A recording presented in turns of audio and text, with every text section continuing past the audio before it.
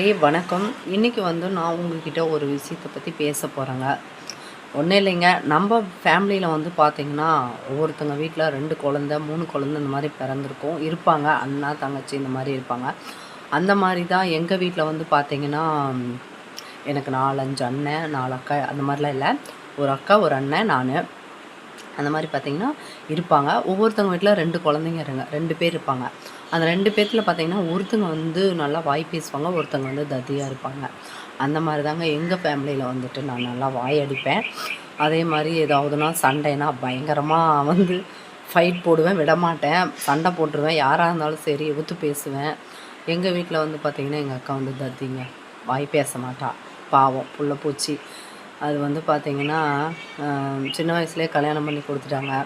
கஷ்டப்பட்டா இன்னமும் கஷ்டப்பட்டுட்டு தான் இருக்கா. அவளுக்காக அப்படின்னு சொல்லிட்டு இது வரைக்கும் எதுவுமே சேர்த்திக்கிட்டதும் இல்லை, சேர்த்து வச்சுக்கிட்டதும் இல்லை. அவள் கொஞ்சம் சம்பாரிச்சிட்டானா போதும், அந்த காசு இருந்துச்சு அப்படின்னா செலவு பண்ணுறத யோசிக்க மாட்டா, செலவு பண்ணிட்டு போயிட்டே இருப்பாள்.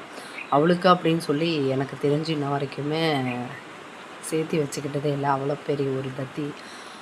அந்த மாதிரி உங்கள் வீட்டில் யாராவது இருந்தாங்க அப்படின்னா அவங்க இப்படி இருக்காங்கன்னு சொல்லி அவங்கள அவாய்ட் பண்ணிடாதீங்க. அவங்களுக்காக எப்பயுமே சப்போர்ட்டாக நில்லுங்க. பணங்காசு கொடுத்து ஹெல்ப் பண்ணலினாலும் அவள் வீட்டு சைடு, அதாவது அவள் கல்யாணம் பண்ணி போன வீட்டு சைடு கொஞ்சம் பிரச்சனை ஏதாவது வந்துச்சுன்னா எக்காரணத்தை கொண்டோ அந்த மாதிரி ஒரு பர்சனை விட்டு கொடுத்து நின்றாதீங்க. அவங்களுக்காக வாய் பேசுங்க. அந்த மாதிரி தாங்க நான் எங்கள் அக்காவை எந்த இடத்துலையுமே எங்கேயுமே விட்டு கொடுக்க மாட்டேன், பிடிச்சிப்பேன், சண்டை போடுவேன். எங்கள் அக்காவுக்காக நான் போய் சண்டை போடுவேன். அது யாராக இருந்தாலும் பார்க்க மாட்டாங்க. நீங்களும் தான் எதுக்காகவும் உங்கள் அக்காவாக இருந்தாலும் சரி, உங்கள் அண்ணனாக இருந்தாலும் சரி, உங்கள் தங்கையாக இருந்தாலும் சரி, என்றைக்குமே அவங்க ஒரு அப்பாவி மாதிரி தான். அதாவது வாய் பேசாதவங்க, எதிர்த்து பேசாதவங்க. அவங்களுக்காக நீங்கள் நில்லுங்க போல்டா. சரியா? பாய். இதுதான் சொல்ல வந்தேன். ஹாய்.